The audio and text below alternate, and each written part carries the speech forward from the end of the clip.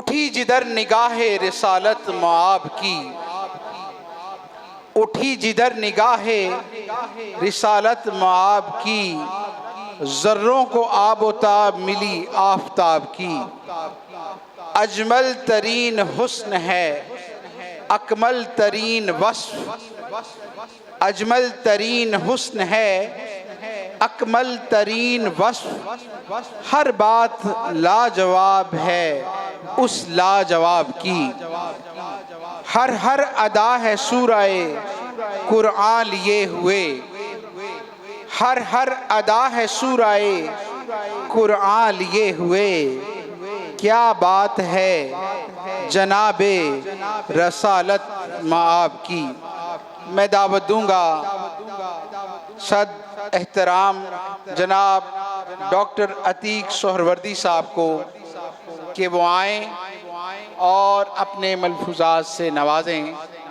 جناب ڈاکٹر عتیق سہروردی صاحب۔ الحمدللہ رب العالمین، والصلاة والسلام وبرکاتہ ورحمتہ علی سیدنا و مولانا محمد وعلی اہل بیت النبی وعلی اصحاب النبی بعدد کل ذرۃ مئات الف الف مرۃ۔ فقیر اپنا تعارف پیش کرتا ہے۔ خاک پائے مرشد علیہ الرحمہ، خاک پائے مرشد علیہ الرحمہ، خاک پائے مرشد علیہ الرحمہ، میرے مرشد پاک حضرت سید ابو الاویس شاہد رسول سہروردی رحمۃ اللہ تعالی علیہ۔ ایک صاحب نے اپنے مصاحب کو عطا کی ایسی ایک وردی، بن گیا پھر وہ مصاحب ردی سے سہروردی، جن کی ہر ادا سنت مصطفیٰ، ہمارے پیر طریقت پر لاکھوں سلام۔ اسلام میں حدیث کو بہت زیادہ اہمیت حاصل ہے، کیونکہ حدیث اللہ کے کلام قرآن کی تشریح ہے، قرآنی احکامات کے اطلاق کے لیے سیاق و سباق ہے۔ حدیث اسلامی اصولوں اور طریقوں کی جامعہ ہے۔ حدیث قرآن کے عمومی بیانات کو واضح کرتی ہے، اور حدیث ہمارے نبی کے اقوال، افعال، اعمال بیان کرتی ہے۔ حدیث کے مطابق ہی ہم صالح زندگی کا تصور کر سکتے ہیں، کیونکہ حدیث صراط مستقیم کا سر چشمہ ہے۔ حدیث کے حوالے سے ہماری کیا ذمہ داریاں ہیں؟ حدیث پڑھنا، سننا، یاد رکھنا، سمجھنا، عمل پیرا ہونا اور پھیلانا۔ حدیث پڑھتے اور سنتے وقت ہمیں خود کو دربار رسالت، بارگاہ نبوت، پناہ گاہ ہر بے کس و بے بس، ہر بے یار و مددگار، اس میں حاضر تصور کرنا ہوگا کہ حضور براہ راست ہم ہی سے مخاطب ہیں، اور حضور براہ راست ہم پر نگاہ لطف و کرم فرما رہے ہیں۔ ہر ایک حدیث کے ہر ایک لفظ میں مطالب کا ایک سمندر ہے۔ بلا شبہ حدیث ہم سب کے لیے مشعل راہ ہے۔ قیامت تک ہم سب کے لیے ہمارے ہر ایک دینی، دنیاوی، اخروی مسئلے کا حل حدیث میں موجود ہے۔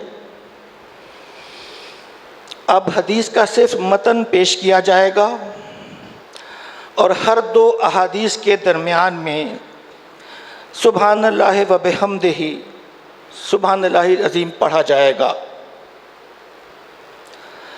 اللہ تعالیٰ اس شخص کو تر و تازہ رکھے جس نے ہم سے کچھ سنا اور پھر اسے پہنچایا جیسے اس نے سنا تھا، اسے یاد کیا اور سمجھا اور اسے پہنچایا۔ ہو سکتا ہے کہ جس کو پہنچایا جائے وہ سننے والے سے زیادہ اس حدیث کو سمجھنے والا ہو۔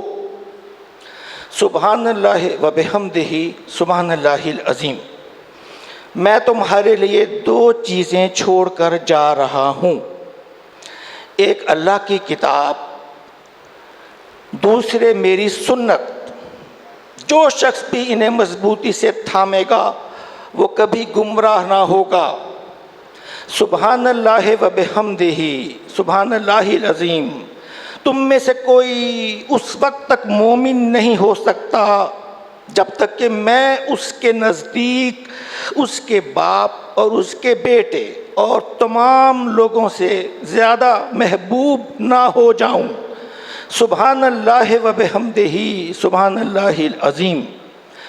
تم میں سے ہر شخص نگران ہے اور تم میں سے ہر ایک کو اس کی زیر نگران کے بارے میں سوال کیا جائے گا۔ امیر اپنی رعایا کا نگران ہے اور اس کے بارے میں ان سے پوچھا جائے گا۔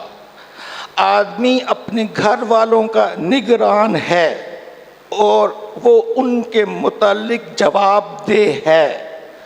عورت اپنے خاوند کے گھر کی ذمہ دار ہے اور اس سے اس کی ذمہ داری کے بارے میں پوچھا جائے گا۔ خادم اپنے مالک کے مال کا نگران ہے اور اس سے اس کے بارے میں سوال کیا جائے گا۔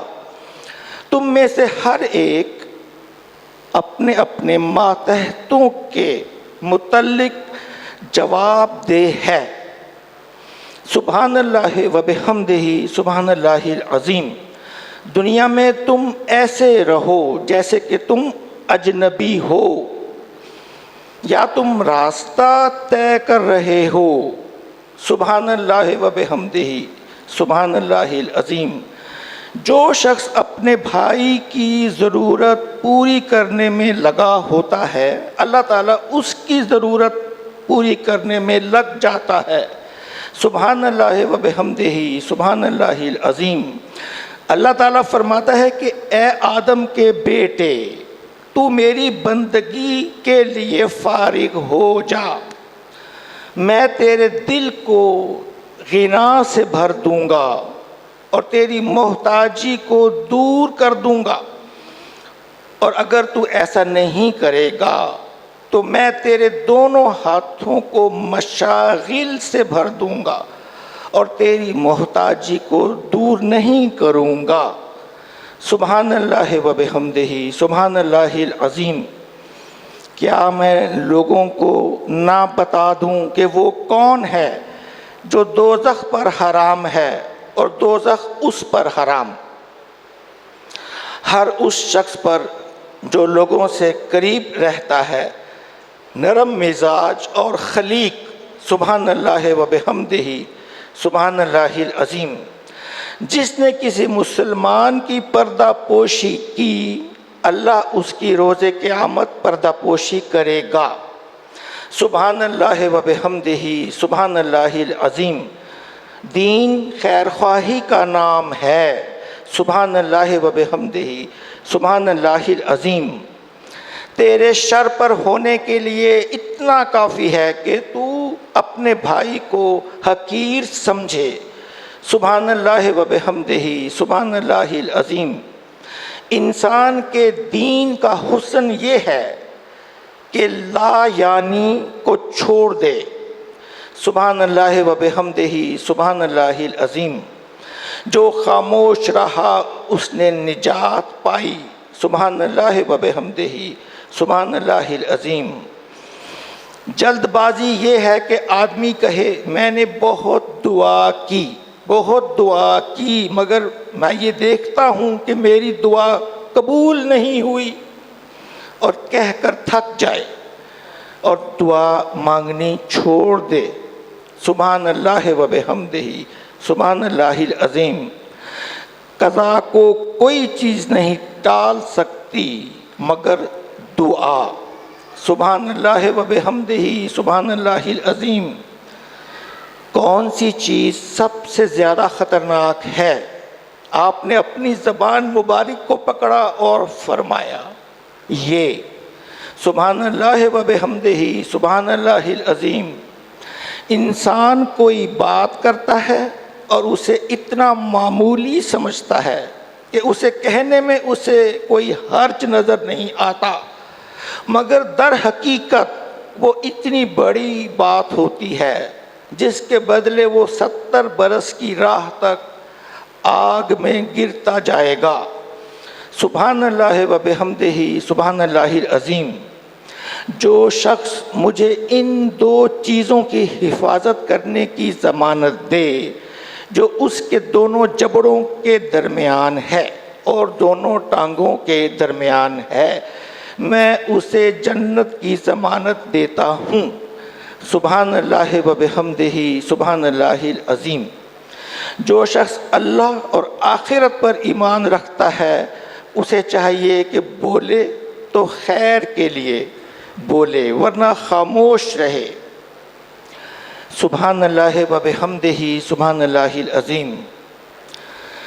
کیا تم جانتے ہو کہ مفلس کسے کہتے ہیں؟ مفلس تو وہی ہے جس کے پاس پیسے نہ ہوں نہ ہی کوئی مکان ہو۔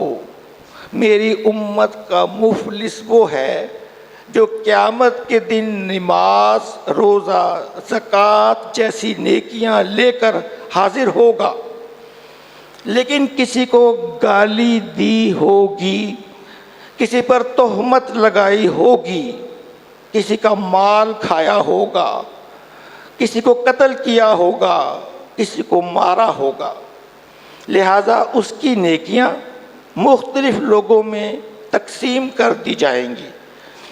اگر اس کی نیکیاں ختم ہو گئیں اور مظلوموں کے حقوق باقی رہ گئے تو پھر اس کے گناہ اس کے حساب میں ڈال دیے جائیں گے اور اسے جہنم میں ڈال دیا جائے گا۔